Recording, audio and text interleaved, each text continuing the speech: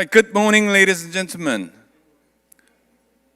On behalf of the Korean Association for Public Diplomacy, I really would like to thank you for joining us this morning for the inaugural conference of the Korean Association for Public Diplomacy, which is based on the subject of Korean public diplomacy, the past and the future 10 years. We actually, despite the unabating coronavirus 19 crisis, we gathered together to celebrate and also take part in the inaugural conference of the KPSA. Well, not only, but we gathered here with some, maintaining some distance, as well as on online. Yeah, both the entire conference is being streamlined today, but then in a sense, I think the distance communication is these days already a prominent feature of public diplomacy in this century. But situations were quite radically different in the past. For example, in over like half a century ago, in 1960s, you probably well know of Mr.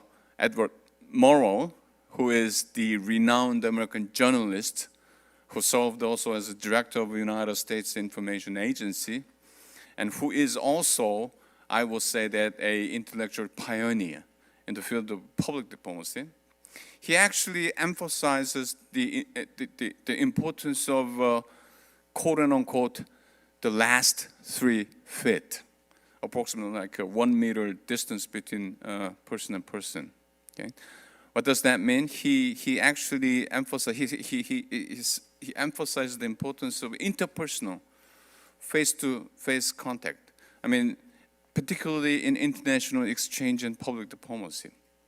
Okay, the last 3 feet between person and person, between people, must be bridged by face-to-face contact. That was what he said in the late 1960s, more than over a century ago. But today, I am really tempted to revise Edward Murrow by turning him upside down, okay, by saying that, well, actually, distance communication today is taking the place of the last 3 feet, okay, and has become as the prevalent, the dominant mode of communication in international exchange and public diplomacy. That said, however, but nevertheless, if we really have to, really compelled to make a last 3 feet communication, interpersonal communication today, then please read my lips. Please don't forget to wear a facial mask. That's, I think, is very important these days.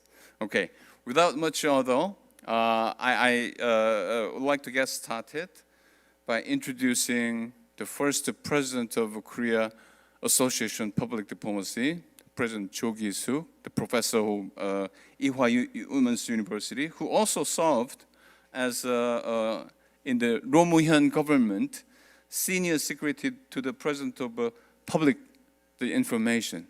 So, ladies and gentlemen, why don't you join me warmly welcoming President and Professor Choonghee to the podium for her welcoming remarks. President Jo, please.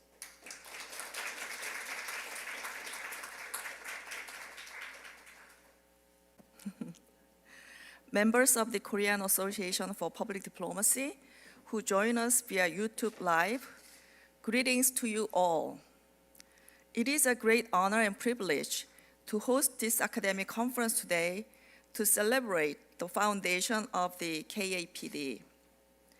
In particular, we'd like to extend our deepest gratitude to His Excellency Taeho, Second Vice Minister of Foreign Affairs, who will give a welcoming speech today, and Representative Sangmin, and Park Jin of the National Assembly of Korea, who took their time out of busy schedule to congratulate us. His Excellency Mikhail Reiterer, Ambassador of the European Union to the Republic of Korea, and Mr. Geun, President of Korea Foundation, and Mr. Fang, Minister Counsellor for Political Affairs at the Embassy of the People's Republic of China in South Korea. I would like to express sincere appreciation to our speakers of the opening ceremony and panelists and participants for the afternoon sessions. And I also invited Mr. Han Choonghee, former Director General of the Cultural Affairs Bureau in the Ministry of Foreign Affairs, as our special guest, because he was the one who sowed the seeds for the birth of this organization. He persistently persuaded me to establish the Public Diplomacy Center, which is Korea's first public diplomacy research organization at Ewha Women's University. The center's activities and achievements encouraged our members to persuade me to lead the establishment of the KAPD and to become its inaugural president. Mr. Han, thank you. The need for this organization was voluntarily raised by our members from the bottom up. To establish our organization, 26 members undertook preparations for 6 months. Moreover, senior professors like Professor Shin Ho-chang and Professor Lee Byung-jong, who already served as the presidents of diverse academic societies, eagerly accepted my invitation to serve as board of members. And they did so out of sense of responsibility that they must pave the way for younger academics before it was too late, as public diplomacy is bound to become a highly important area in the future. Thanks to such commitment, members of the preparation committee and I were able to experience a sense of great excitement. Until fairly recently, diplomacy had been an area of policy that received the least public attention. That's why it remained the only area of bipartisanship, as we have 2 national assemblymen here, and they are fighting all the time, but for diplomacy, we maintained bipartisanship. For this very reason, public diplomacy had been considered a mere subfield of diplomacy, just like political and economic diplomacy. However, PD transcends all these. As a matter of fact, it signifies a great paradigm shift in diplomacy. Moving forward, whether it be economics, politics, or culture, there will be no area free from public attention, because we are now living in a world where even diplomatic activities of the state of the head are broadcast live and shared by people around the globe. So I strongly believe that the re-emergence of public diplomacy in the 21st century is a product born entirely out of democratization, globalization, and technological development in communications. Democratization, on the one hand, has allowed the once indifferent and helpless public to participate more actively in political processes while raising their voices. And globalization, on the other hand, has rendered the distinction between domestic and international affairs meaningless. It was in this light that our inaugural General Assembly came to be held on the 33rd anniversary of the June 10th democratic uprising, under the belief that a healthy democracy is the foundation of successful public diplomacy. And diplomats can no longer be solely engaged in negotiation with their foreign counterparts. Now they must be expert communicators who can share and exchange ideas with the public overseas.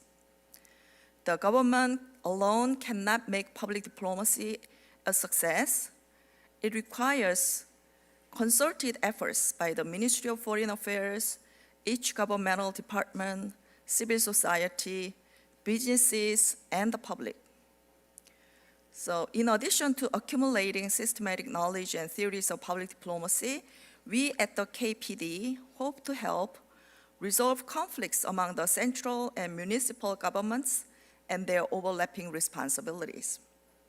At the same time, we aim to share our knowledge and expertise so that our government and civil society can establish a more effective and efficient governance structure for PD. Now, with the establishment of our organization, truly interdisciplinary research has become possible among experts in diverse fields, including political science, public relations, journalism, policy science, Korean language and literature, cultural studies, and so on. We will also open a space where lecturers can share pedagogy and teaching materials on PD for educating future generations. And this task has been promoted by Korea Foundation for recent years. And today, in celebration of KPD's foundation, we are hosting an academic conference under the theme of Korean public diplomacy, the past and future 10 years. By reviewing Korea's past efforts in public diplomacy, we'd like to discuss how public diplomacy must develop as an academic field in the future. While saving cultural diplomacy one of the most interesting and hottest topics these days, for future discussion, we seek to explore new horizons for knowledge and policy diplomacy and digital diplomacy today. Finally, we have also arranged a venue for discussion where currently active public diplomats can learn about future demands and strategies to survive in the age of artificial intelligence and the new normal. I'd like to express my respect and gratitude to all the researchers, diplomats, and working level professionals who are spearheading the new field with a pioneering spirit. We hope that today's academic conference can serve as a moment of comfort and cheer to those who had to walk this lonely and winding path as trailblazers. Thank you very much for your attention.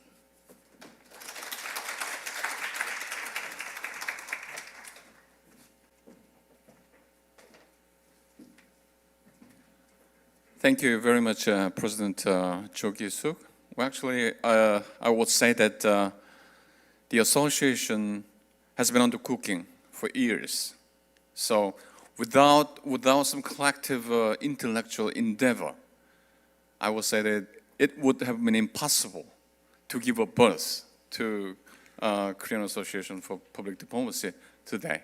But particularly focusing on past couple months, I would like to invite Dr. Kim Hwajung, Dr. Kim Hwajung, who is currently Director of General Affairs of the KAPD, to provide a briefing on progress report of the association. Please, Dr. Kim. Yes, thank you. It's such an honor to make this very first and memorable progress report on behalf of the executive members at the Korean Association for Public Diplomacy. Although I'm still considering myself as a toddler or maybe a beginner in this field, but if I may, I can say the process was fast forward. It was beyond our expectation. It was on time, exactly within budget, thanks to all the executive members' time and efforts, and as well as our hardworking staffs. And most importantly, we had such wonderful and excellent leadership done by President Kisuk. From now, I'd like to give a brief report on the progress. A preparatory committee was formed at the founding conference held at Ewha University early this year on February 14th. Professor Kisuk was appointed as the chairman of the committee by 17 founding members. Since then, there have been 4 committee meetings held virtually to establish a new association and to organize an inaugural conference. At the founding General Assembly of the KAPD on June 10th, Professor Ho Chang-shin facilitated a meeting as an interim president, and 51 members were in attendance virtually. During the assembly, Professor Kisuk was elected as the first president of the KAPD, and executive committees were established. As of now, the total number of registered members is 144. Finally, the association received permission on June 23rd from the Seoul Metropolitan Government to establish a non-profit organization. Today's inaugural conference is sponsored by the Ministry of Foreign Affairs, and the association is very much looking forward to future collaborations with the ministry. Thank you. Thank you, Dr. Kim. It's, very clear and crispy. Now, I feel that we are dangerously coming close to the main highlight of the keynote session. We have distinguished people gathered here to celebrate the launching of the association. And first, we have a very valuable person to open the highlight, who is the Honorable Ambassador Taeho, who is Vice Minister of Foreign Affairs. Would you please join me in welcoming him with big hand? Thank you. Well, actually, prior to his appointment at this position, Vice Minister of Foreign Affairs in September 2018, he served as Deputy Minister for Economic Affairs in the Ministry of Foreign Affairs, and also subsequently as a Secretary to the President for Trade Affairs. Ambassador, please. Thank you. Thank you very much for your warm introduction. Dr. Cho Kisuk, President of the Korean Association for Public Diplomacy, the Honorable Sangmin, Member of the National Assembly, the Honorable Park Jin, Member of the National Assembly, Your Excellency Michael Reiterer, Ambassador of the European Union, Dr. Geun, President of the Korea Foundation, members of the Korean Association for Public Diplomacy, distinguished guests, ladies and gentlemen. It is my pleasure to be here today on this meaningful occasion of the very first conference of the Korean Association for Public Diplomacy, KAPD. The Ministry of Foreign Affairs is pleased to sponsor the inaugural conference, and on behalf of my ministry, I extend a warm welcome to all participants who are present here online as well as offline. The launch of the KAPD is encouraging because it not only reflects the Korean public's growing interest in public diplomacy, but also embodies the resolves of scholars and practitioners to pursue and lead the idea. As is the case for today's conference, the KAPD will open a new venue to help deepen our shared understanding of what public diplomacy is all about. Over the past 10 years, public diplomacy has been one of the major diplomatic priorities of the Korean government.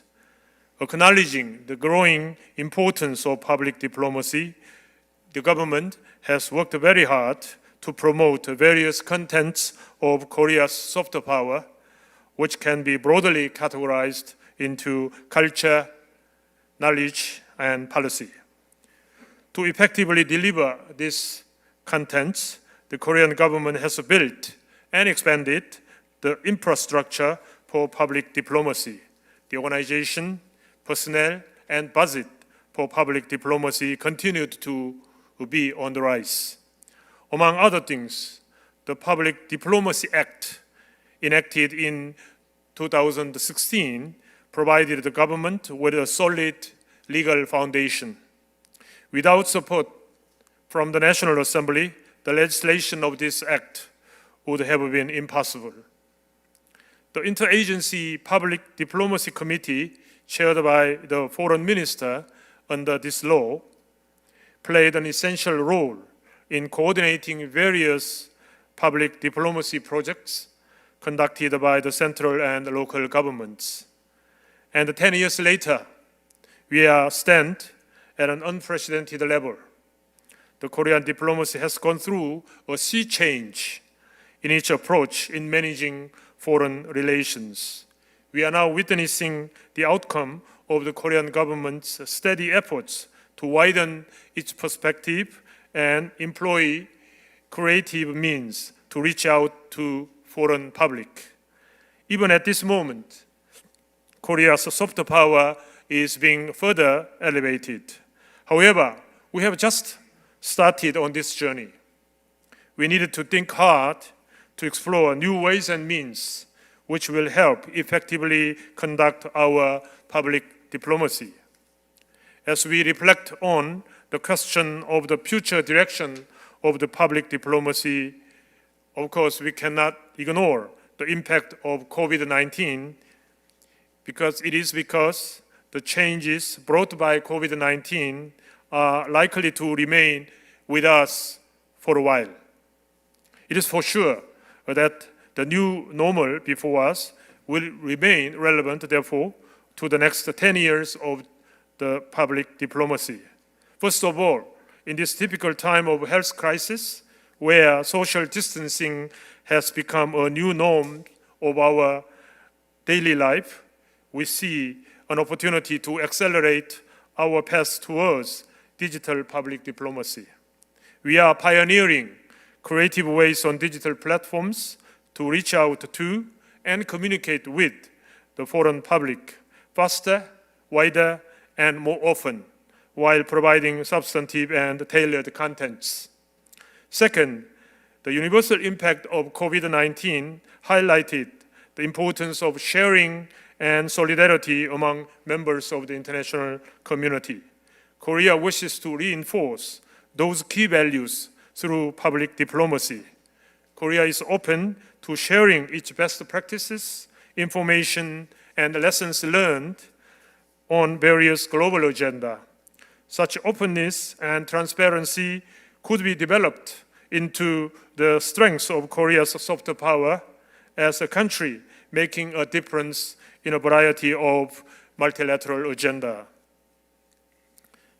Third, Korea's capacity for public diplomacy will greatly benefit from the participation of people under the new environment. Winning the hearts and minds cannot be done by the government alone. The Korean government will aim towards creating and opening more channels to engage Korean public and thereby strengthening the public-private partnership to reach out to foreign public. Ladies and gentlemen, once again, I would like to reiterate that the launch of KAPD is very opportune at this time when we are trying to shape the future of Korea's public diplomacy. My ministry has long been in search of partners in the pursuit of this new path of public diplomacy. Today, we found one, a good and reliable one. In fact, it found not only a reliable partner, but also an active advocate. No doubt, the KAPD will provide expertise, analysis, and perspectives on Korea's public diplomacy.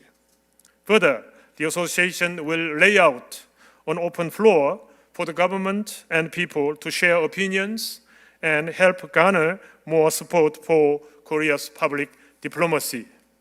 In closing, I hope that today's discussion will add new insights and strategies to the efforts we are making together as Team Korea to draw one step closer to advancing charming Korea, communicating with the world together with the public. Thank you very much. Thank you very much, Vice Minister Taeho. Thank you. Well, you just heard from the official authority of public diplomacy policy in Korea, because Vice Minister of Foreign Affairs is in charge of, among many others, many very important diplomatic issues, which of course include public diplomacy. And given his remarks, I personally believe that he has high expectation of the Korea Association for Public Diplomacy. Am I correct, Vice Minister? Thank you very much. Okay, now we are moving over to congratulatory remarks. We have 6 distinguished people here. Once again, on behalf of KAPD, a deep appreciation for them to be here. First, I would like to invite to the podium the Honorable National Assemblyman Sangmin. Why don't you please join me warmly welcoming him to the podium with big hand. Thank you. 저는 영어보다 한국어를 더 잘하기 때문에 한국어로 말씀드리겠습니다. 예, 안녕하십니까. 더불어민주당 국회의원 이상민입니다. 우선 한국 공공외교학회 창립을 축하드리고 또 이와 함께 이를 기념하기 위한 학술대회 축하드립니다. 이를 위해서 애쓰신 조기숙 회장님을 비롯한 많은 여러분들 노고 많으셨습니다. 공공외교의 중요성은 제가 더 이상 강조 말씀 안 드려도 그 역할은 막중합니다. 더구나 앞으로는 더욱더 그럴 것으로 생각됩니다. 특히 이제 우리는 코로나19와 같은 그 미중위의 인류를 위협하는 그 위기를 극복을 함께 해야 되고 또 4차 산업혁명과 같은 인류 문명을 함께 개척해 나가야 하는 때입니다. 그런 때이니만큼 더욱더 국제적 연대와 협력이 요구되는 시기입니다. 그래서 더욱더 공공외교의 역할이 막중하다고 생각됩니다. 특히 한국은 중견 국가로서 그 위상을 더 드높이는 것은 물론이고 인류적 일원으로서 해야 될 책무로서 공공외교에 있어서 그 선도적 역할이 매우 요구되고 기대되는 바가 크다고 생각됩니다.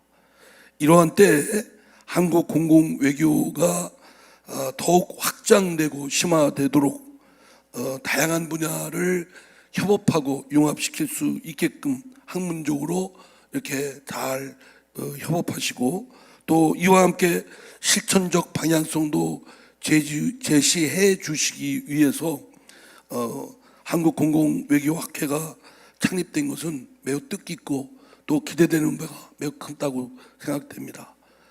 저는 국회 외교통상위원회 위원입니다. 여기 계시는 우리 박진 선배님은 전문가시지만 저는 그 미래통합당 의원들만 강제 배정받은 게 아니라 저도 강제 배정을 받아서 외교통상위원회에 와서 국회 외교통상위원회의 새내기입니다. 그런 만큼 열심히 공부하겠습니다만 우리 한국 공공외교학회가 뜻하신 바 더욱 그 발전하시고 실현해 나가실 수 있도록 저도 국회에서 응원하고 열심히 박진 우리 선배님과 함께 지원하도록 하겠습니다. 다시 한번 한국 공공외교학회를 창립을 축하드리고 또 여기 계신 모든 분들 건강과 행운을 빕니다. 감사합니다. Thank you very much, National Assemblyman Sangmin. He actually is a 5-time member of the Korean National Assembly, which means that he has served the Korean National Assembly since 2004. Can you believe that? That's 2004. It's his, I believe, vocation, profession, and currently he is a member, together with Honorable National Assemblyman Park Jin. He is currently a member of the Standing Committee of Foreign Affairs and Unification at National Assembly. Well actually, he made 3 points. The first point is that he cannot emphasize too much the importance of the role of public diplomacy, particularly when global society, solidarity in global society, and cooperation is much needed to overcome the confronting common crisis like corona crisis. and also collaboratively advance human civilization that include renovation in the fourth industrial revolution. So the role of public diplomacy is the importance of the role of public diplomacy cannot be overemphasized. And in that particular context, the role of Korea as a pivotal, as a leading middle power is highly, expected, not only from Korean people, but also from entire world. The second point is, in this context, he would like to assign a very, in-depth meanings to the launch of Korea Public Association for Public Diplomacy, because he has firm belief that the association will lead not only in the field of diplomatic practice, but also in the field of academic subdiscipline. Finally, but I think this point is very important for the association, he again, once again, on behalf of the Foreign Affairs National Unification Committee of the Korean National Assembly, he congratulates the launching of association, and he would like to use this opportunity to assure that he will be firmly committed to supporting the Korean Association for Public Diplomacy. Big hand, please. All right, thank you very much. Next, we have the Honorable National Assemblyman, Dr. Park Jin, actually from the United Future Party. He's also full-time National Assemblyman, and we all know that he actually has made a brilliant comeback in the last general elections in the 21st Korean National Assembly. He has been, I would say that he has been a staunch, supporter of Korean diplomacy in general and Korean public diplomacy in particular. Please, Dr. Park Jin, please, would you please step toward to the podium? Please give him a big hand.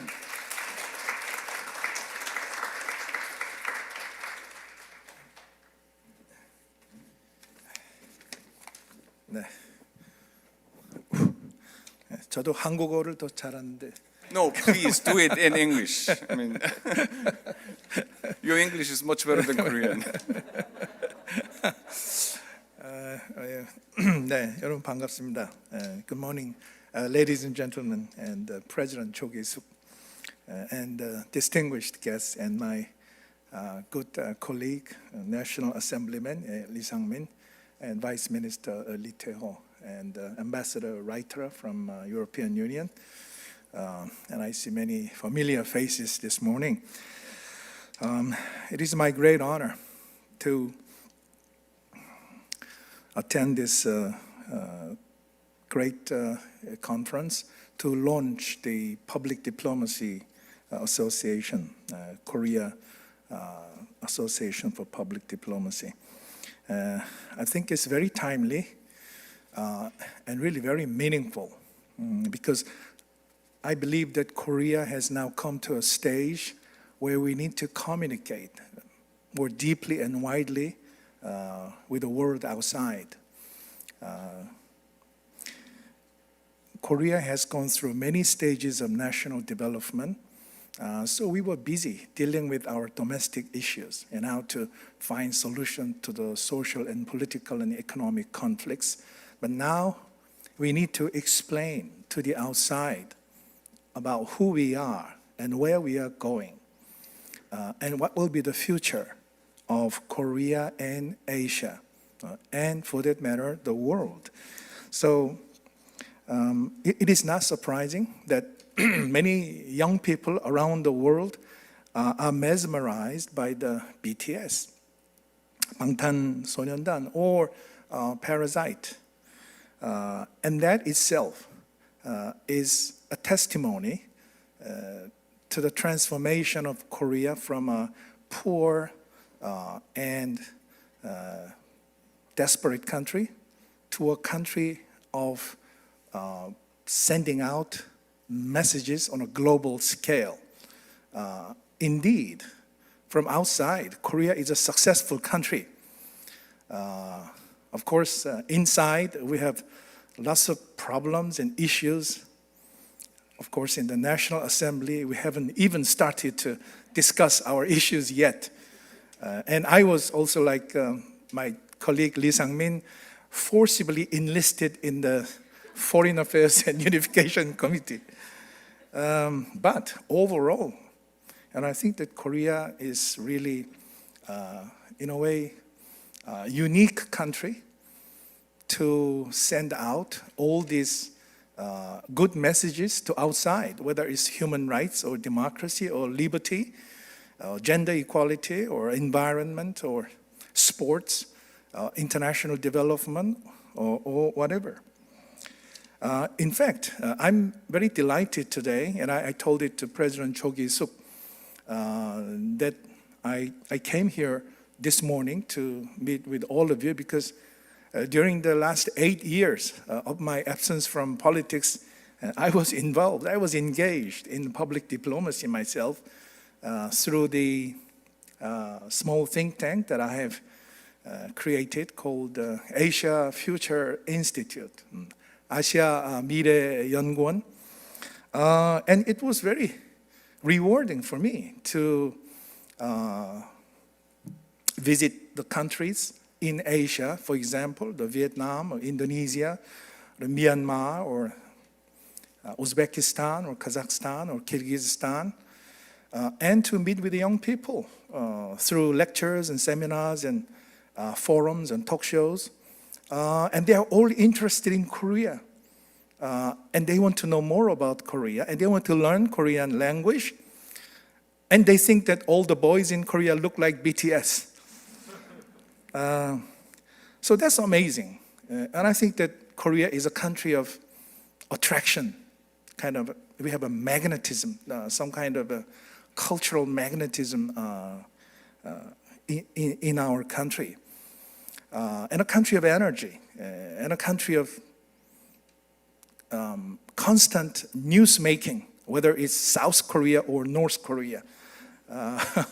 We tend to produce a lot of global news, including the recent experience of COVID-19 crisis, which has elevated Korea's position as one of the most advanced countries that has a effectively working medical system, and also people's voluntary contribution to coping with this crisis. And I think that in public diplomacy, according to my own experience, image is very important. Communication is also very important. But I think the most important thing is the contents of public diplomacy, what messages we would like to send out, and how we can manage to produce that message based on our own experience, and get our messages across to the other side. And I think that it requires very special efforts and a very well-conceived strategy. And I think that Korean Association of Public Diplomacy is the best organization to make that effort. How to create contents about who we are, where we are going, what we are going to do, and how to get that message across to the other side. Very important. And I think that President Cho is the right person to lead this KAPD as the scholar in public diplomacy and the first scholar to teach public diplomacy in Korea, and leading various researches on public diplomacy. So I really congratulate Professor Cho on taking a leading role of launching this KAPD. Let me talk about National Assembly. National Assembly as the organization to represent the people's will and people's opinion so that it can be reflected in the national policy through legislation and budget distribution. That's our job. But in a way, I think that National Assembly can also contribute to public diplomacy through parliamentary exchange, through political dialogue, and sometimes cultural events. I remember back in 2011 when Japan, for example, had a great earthquake and Fukushima virtually became a disaster of nuclear radiation. I asked my colleagues in the National Assembly, look, we always talk about cultural communication and good neighbor policy with Japan. 한일 우호 관계. We always talk about that. But what can we do to the historic disaster in our neighbor? Despite the fact that we have this territorial issue, history issue, trade issue, and these days even now security issue, but this is a humanitarian issue. So I think we should do something. So I wrote a letter to my colleagues in the National Assembly, and 2 members responded very positively from different political parties. I was from 한나라당, and the other was from 자유선진당, and also from 민주당. So immediately, 3 of us made a tripartisan delegation to Japan, to Fukushima, to visit the place and meet with the people and express our condolences on the great sacrifice the people made because of the disaster, and try to encourage them to restore their stability. And then we came back to Tokyo after Fukushima and met with the Japanese politicians. At that time, Foreign Minister was Maehara from the Democratic Party, with Mr. Nagashima, Mr. Hosono, and all the Japanese people. And we sat down and told them that we really express our deep condolences on the great damage and the sacrifice resulting from this disaster. And we said, we've been to the area we're coming down from Fukushima now. And then these Japanese politicians all just sat up straight and made a deep bow to us. And we were embarrassed. And they said, I'm sorry, we have not been to the area. But you came all the way from Korea and make that goodwill gesture. We are very impressed. So I think that this is, in a way, one of the examples of the public diplomacy that both the civilian organization and the public organization can produce. And I think that we should have some kind of a synergy between the two sides. I visit China from time to time. I'm teaching the students at Shandong University as an honorary professor.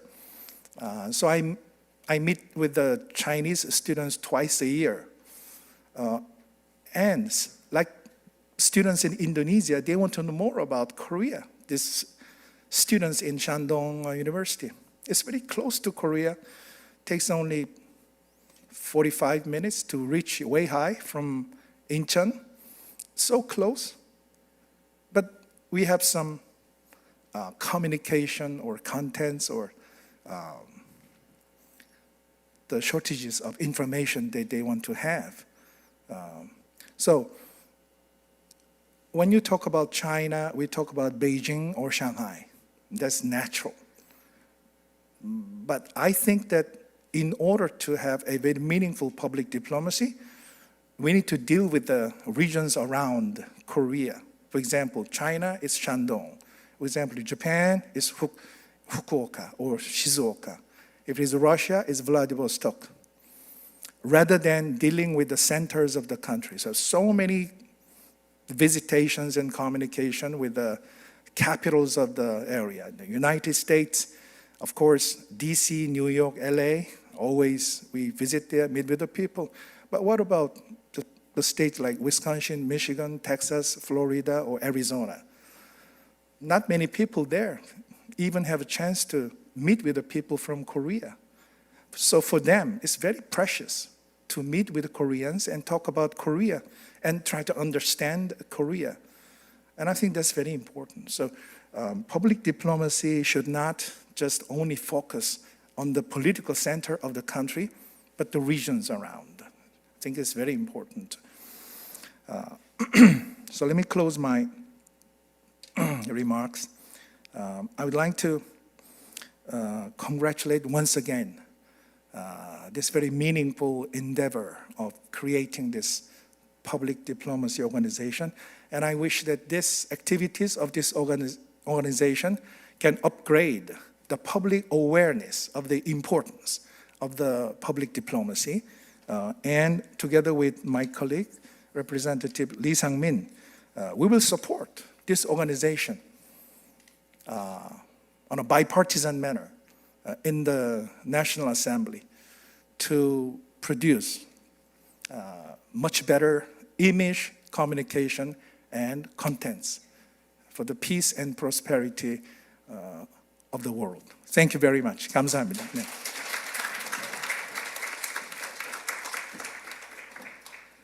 Thank you very much, the Honorable Dr. Park Jin. Well, I think President Cho Kisuk might be feeling that today we gained almost like 1,000 soldiers and 10,000 horses in the National Assembly across the ruling and opposition parties. Thank you very much. Now we are going to invite Ambassador Mikhail Reiterer, who is the ambassador of the European Union to the Republic of Korea. Did you know that he was actually 2018 was designated as ambassador of public diplomacy by Jungang Daily, as well as by the Corps of Honorary Consuls in Korea. I was really, I had no idea of the fact. But then when he actually stepped into the hall this morning, I immediately realized that it's quite natural for him to be designated as ambassador of public diplomacy. Why? Because he's wearing facial mask with the symbol of a European Union flag. Okay. Would you please welcome him with big hands, Ambassador?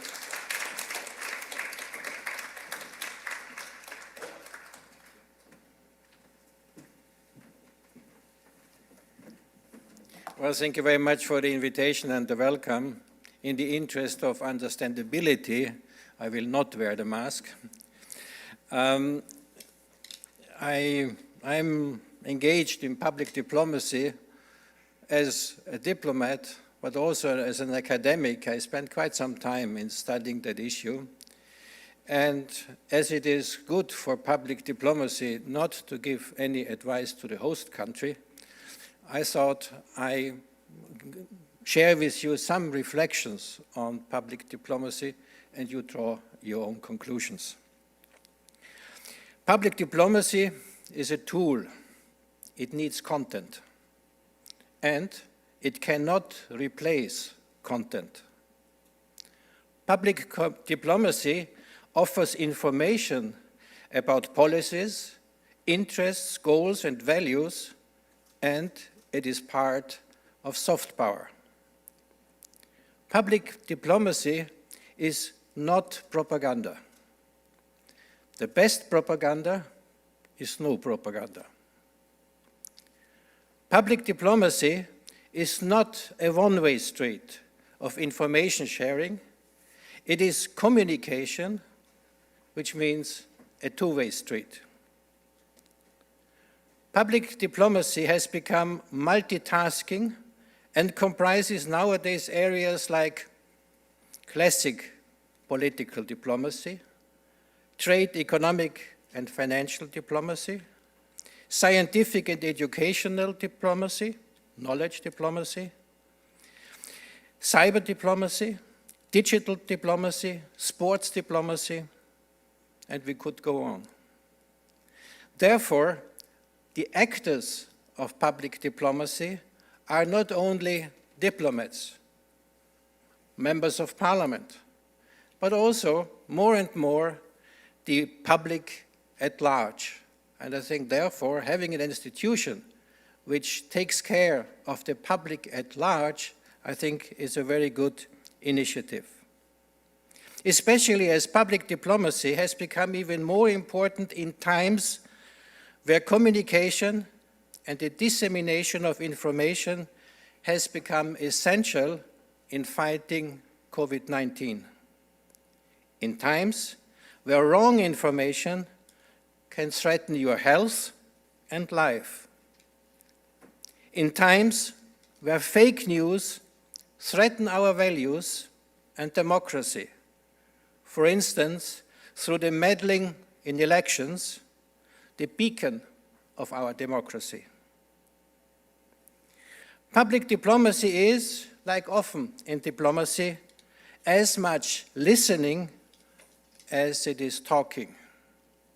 Listening in order to learn from other cultures, to understand, in order to be able to calibrate your information in order to be successful.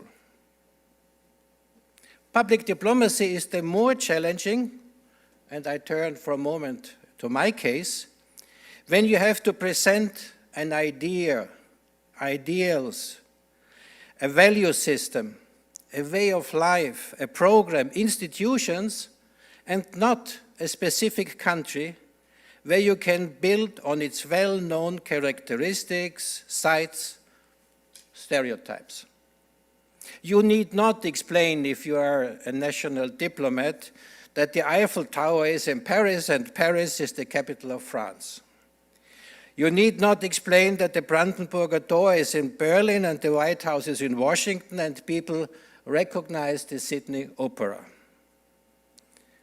As a former president of the European Commission put it, you don't fall in love with a single market. Furthermore, in the case of the European Union, citizens often don't know and consequently don't appreciate that a public good is actually provided by the European Union. They realize it only when it is gone. The freedom of travel, one of the 4 pillars of the single market of the European Union, is a striking example. In the times of the lockdown and severe travel restrictions because of COVID-19, people suddenly understood and long for this freedom of traveling. So therefore, the European Union strives to resurrect traveling gradually and responsibly in a controlled manner. First, within the European Union, and secondly, since yesterday, as it was mentioned, also with close partners like Korea, which is profiting from, as Mr. Park called it, the elevated status. Public diplomacy needs adaptation to culture, to the habits of receiving information and accepting information. And when it comes to tools, it has nowadays to be interactive, like in the social media, and no longer just static, like the good old website. Public diplomacy has a strong verbal component, as language is not only a means of communication, but also transports culture. Therefore, in the European Union, we have 24 official languages. Nevertheless, non-verbal communication, music, films, dance, sculptures, paintings, porcelain, in short, artistic expressions of ideas, plays an essential role too. Non-verbal communication is not only complementing verbal communication, but it is also a field of public diplomacy in its own right. Public diplomacy should present an attractive content attractively and convincingly so that the offer is accepted. then communication and not just passing of information can take place. And it should not be too long. Otherwise, you lose your audience. And therefore, I stop here. But I wish you insights, inspiration, and congratulate the Korean Association of Public Diplomacy on its inaugural conference. Public diplomacy is too important to be neglected. Thank you very much. Thank you very much, Ambassador Reiterer. Thank you. All right, now we are going to have President of the Korea Foundation. The Korea Foundation is based on the Public Diplomacy Act enacted in 2016 as the official public diplomacy organization, comprehensive public diplomacy organization in our country. President Geun, who is actually also a professor at the Graduate School of International Studies, Seoul National University, and I would say that he has been among the leading intellectual pioneers in the academic field of Korean public diplomacy, and he's also a good friend of mine. I'm not sure he still considers me as a friend after he took the job of president at the Korea Foundation. Anyhow, please welcome him, Dr. Lee, president of the Korea Foundation.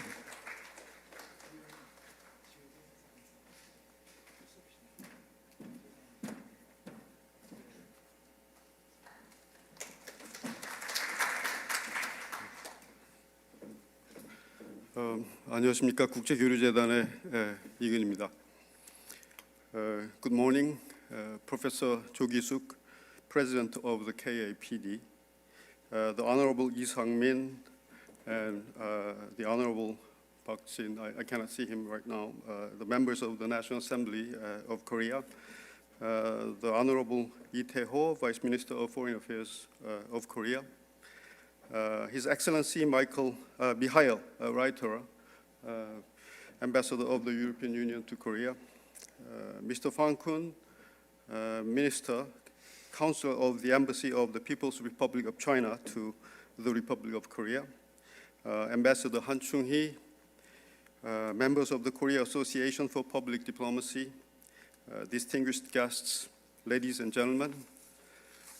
First of all, let me begin by extending my sincere congratulations to the newly created Korean Association for Public Diplomacy. It was a long-time hope of many people to launch a network of public diplomacy academics and practitioners, and I'm very delighted to see that hope come to fruition today through this inaugural conference. I would like to convey my appreciation to President Kisuk and the founding members of the KAPD for their dedication and hard work in getting this association off the ground and in preparing for this gathering. As the president of a public diplomacy agency, the Korea Foundation, and also professor of international relations who has focused on research into soft power since the early 2000s, I always find it regrettable that only a handful of scholars and academic societies specialize in this field, with only a few case studies, some historical research, and government-funded policy analysis. I think we all agree that in the case of Korea, in particular, scholars and practitioners in public diplomacy expend too much energy on policy research focused primarily on the United States and Japan, and recently on China. And many of them, furthermore, cannot be considered public diplomacy studies, but general foreign policy studies, unfortunately. Additionally, the contents and direction of public diplomacy tend to change very rapidly with the change of the administrations. Of course, the USA and Japan are very important countries, China as well, very important. the European Union is also very important, but all the countries are important to Korea. There has been oversupply of inconsistent public diplomacy, while there has been undersupply of bipartisan, universal value-based public diplomacy. Because of this, I believe that the scholars and practitioners in the public diplomacy community need to theorize and sophisticate our public diplomacy studies beyond this narrow and inconsistent focus. For instance, in various countries and regions beyond the United States and Japan, and in a range of areas of culture, knowledge, and policy, let alone general bipartisan public diplomacy, as emphasized by Mr. Park Jin of the National Assembly. As our public diplomacy matures, our public diplomacy also needs to reflect upon Korea's changed standing in the international community. It is my humble thought that among many important research directions, the most urgent would be theoretical and empirical research into significant shift in Korean public diplomacy strategies, reflecting the change in the nation's position as an advanced democracy, as we move from a catching-up nation to an advanced and innovative democracy in the world. Next year marks the 30th anniversary of the establishment of the Korea Foundation. The Korea Foundation intends to declare year 2021 as the first year of a shift in this direction, moving toward public diplomacy of an advanced, innovative democracy focused more on future-oriented matters. In these circumstances, I'm confident that the KAPD will play a significant role in providing proper strategies, policy directions, and contents for the public diplomacy of Korea as a leading democracy in the international community. In closing, I would like to once again express my sincere gratitude to President Cho Ki-suk and the founding members of the KAPD. I deeply appreciate and respect your hard work and unwavering support. On behalf of the Korea Foundation, I sincerely hope that the KAPD can fulfill its mission through cooperative work and productive discussions between academics and practitioners. I wish you every success with today's conference and in the days ahead. Thank you very much. Thank you, President Professor Lee Geun. I mean, to my knowledge, he's always full of innovative ideas, and I realized that today is again no exception. Okay, we are going to invite Mr. Fang, who is Minister Counsellor of the Embassy of the People's Republic of China to Korea. Mr. Fang will deliver congratulatory remarks in Korean, and then again I will make a very brief summary to you. Please. Would you please, give me a big hand.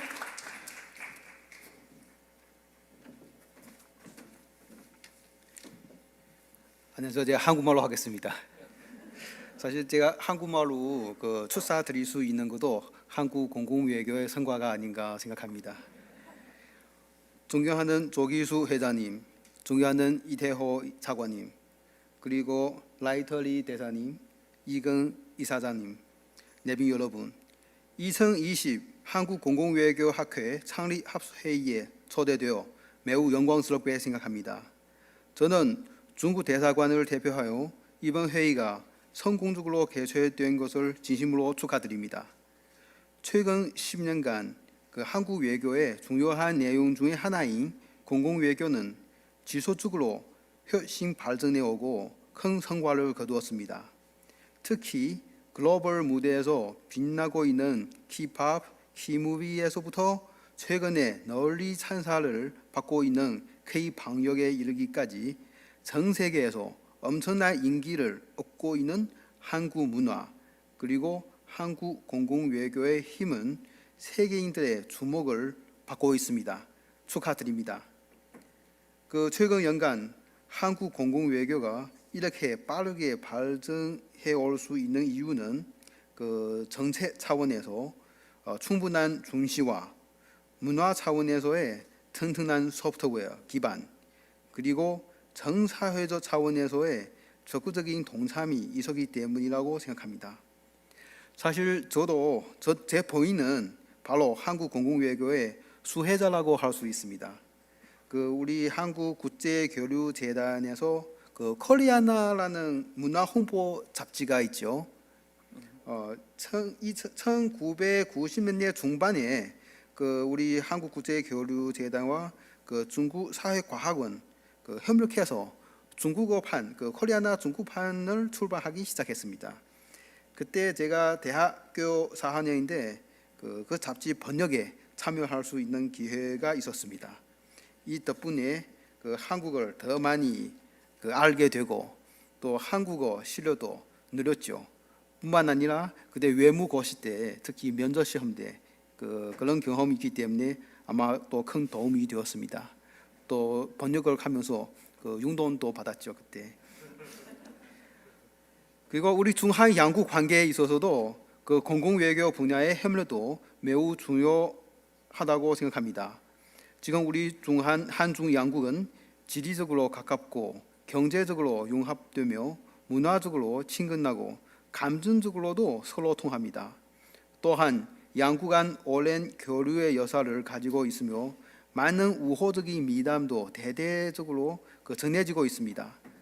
중한 수교 28년 이래 양국 관계는 눈부신 발전 성과를 거두었습니다.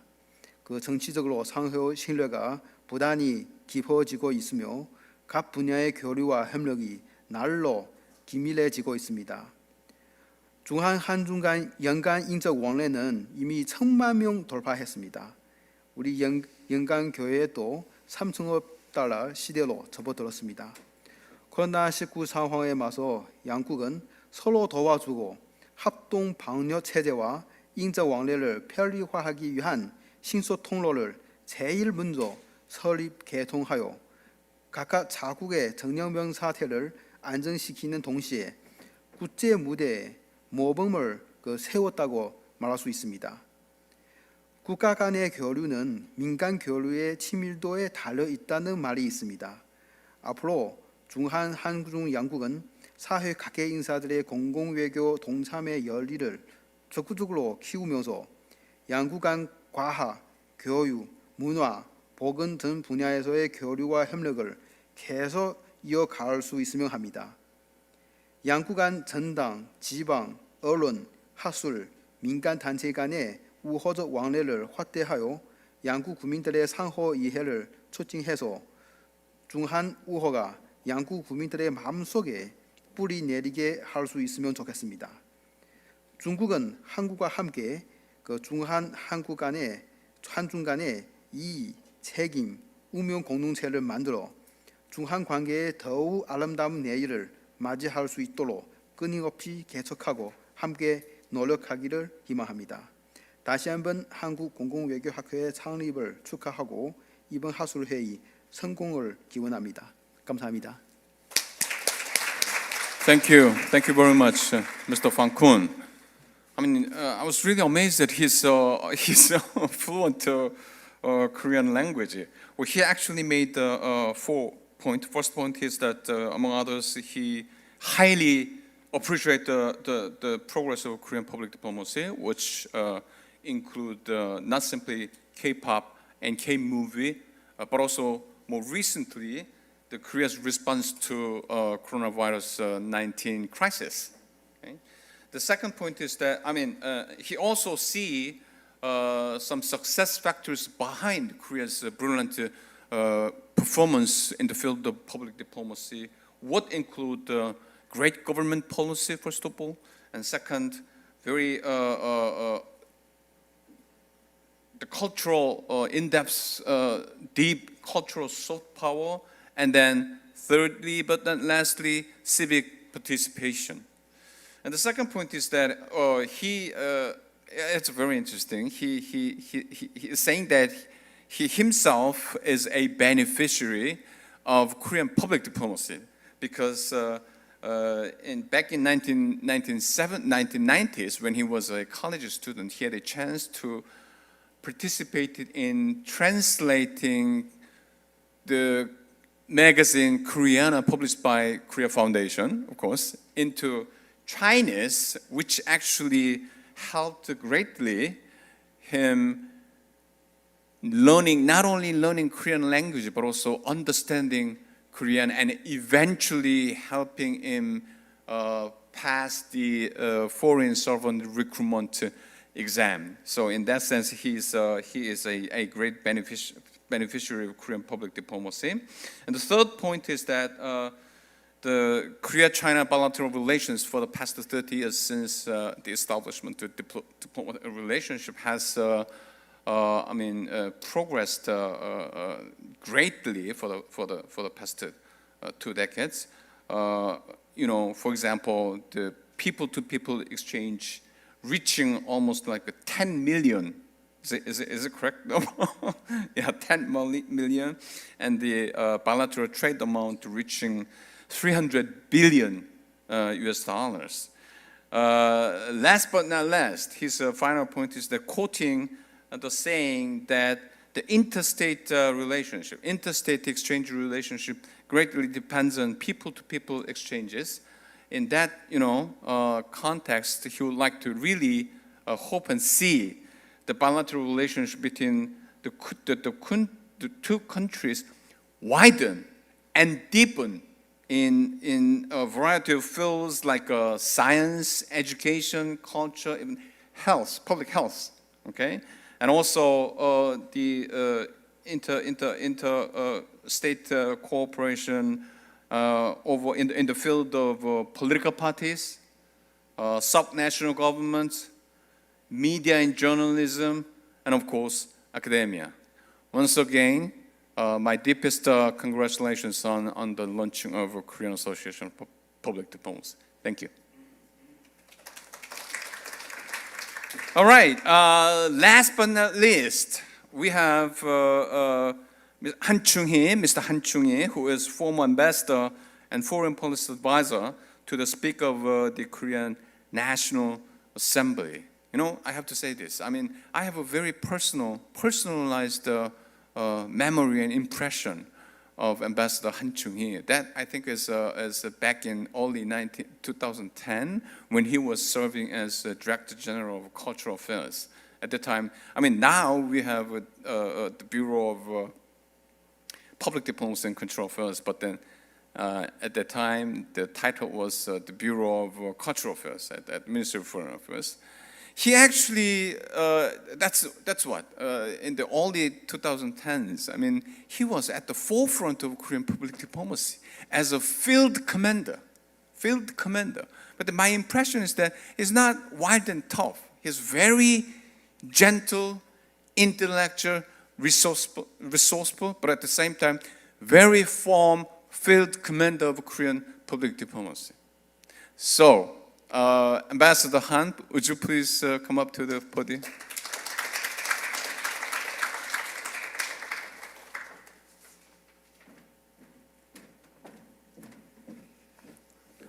Congratulations on inaugural conference of the Korean Association for Public Diplomacy. As you heard, I have been working on public diplomacy in its founding stage. From 2012 to 2014 in the Foreign Ministry as a Director for Cultural Affairs. I'm very pleased and even moved today. Thank you, Professor Kisuk, for your invitation. Professor Jo mentioned she and I worked together to open Public Diplomacy Center in Ewha Women's University. I think the first and the still only public diplomacy research center in Korea, I believe. As I'm the last speaker in the opening session, I'd like to suggest 5 substantive policy points based on my experience on which direction the Korean public diplomacy should take.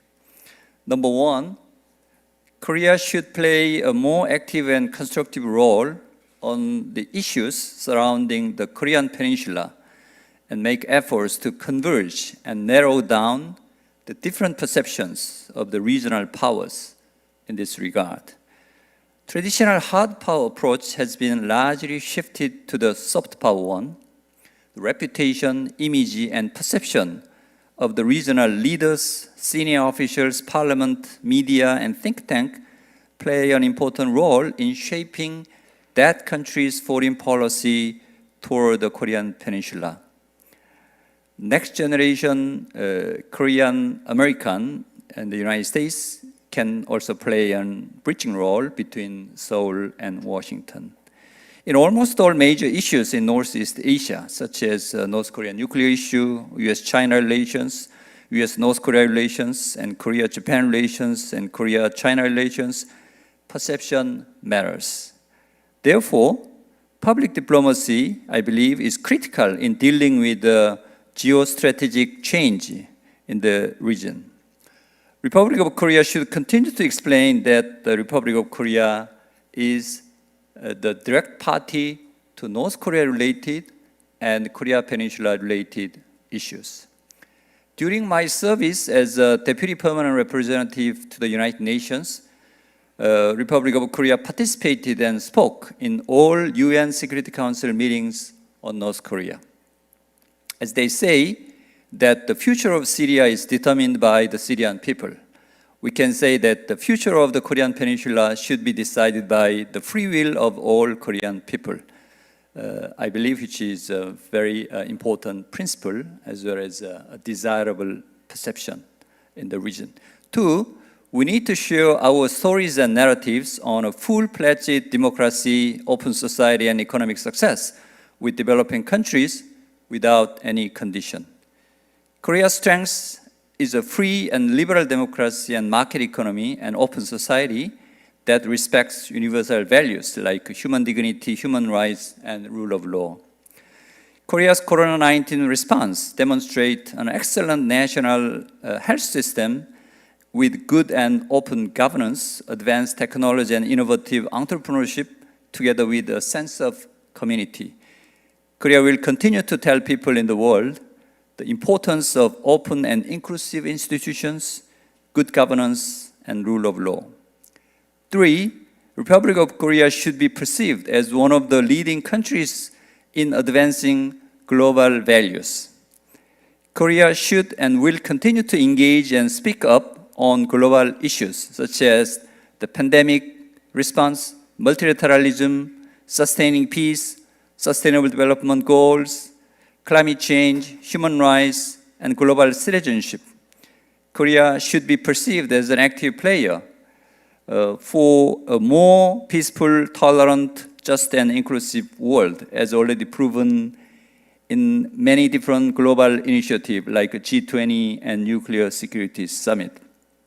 Four, the next generation of young people in Northeast Asia must be closer, friendlier, and more intimate through diverse exchanges and meetings. Youth exchanges, study abroad, and any meetings of the young people, even through social media, should be encouraged. Through peer group meetings, they can revisit the stereotype or bias that the old generation has and rewrite with their own perception, which can contribute to a future-oriented relationship, as you see in Seoul-Tokyo relations. Education for global citizenship, which learns mutual respect and understanding and tolerance based on human dignity, is the ultimate way for international peace and living together. Global citizenship is all the more important with Corona-19 as people tend to deepen exclusion, segregation, and xenophobia. Five, we can take 홍익인간 and good and positive influence. 홍익인간 and good and positive influence as two nation brand objectives that Korea should pursue. 홍익인간 aims from our old kingdom, aims edifying people equipped with hearts and minds benefiting to every people and nations around the world. Good and positive influence is meant to be a Korea that foreign people voluntarily enjoy Korean cultures and work together for Korea's value-driven policy and initiatives. And Korea in turn responds a positive feedback in a reciprocal way so that a virtuous circle or win-win can be generating. In conclusion, I think 3 waves can explain public diplomacy of Korea. The first wave is that people in the world like Korea. We can say Korea matters. The second wave is an enlargement to other interest areas such as traditional culture, language, food, taekwondo, or even foreign policy. We can say all that Korea. Third wave is caring, sharing, serving, and having empathy and compassion one another with the 홍익인간 and good influence. You can say the world loves Korea and Korea loves the world. This circular rather than one-sided public diplomacy should be the ultimate goal of Korean public diplomacy. I hope that the Korean Association for Public Diplomacy could play a central role to achieve those important and solemn goals in the future. Thank you for your attention.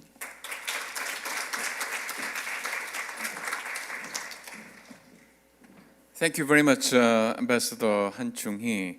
Now, I should say that it's time to adjourn the opening session, and immediately we're going to have a group photo session for those people who take part in the keynote session.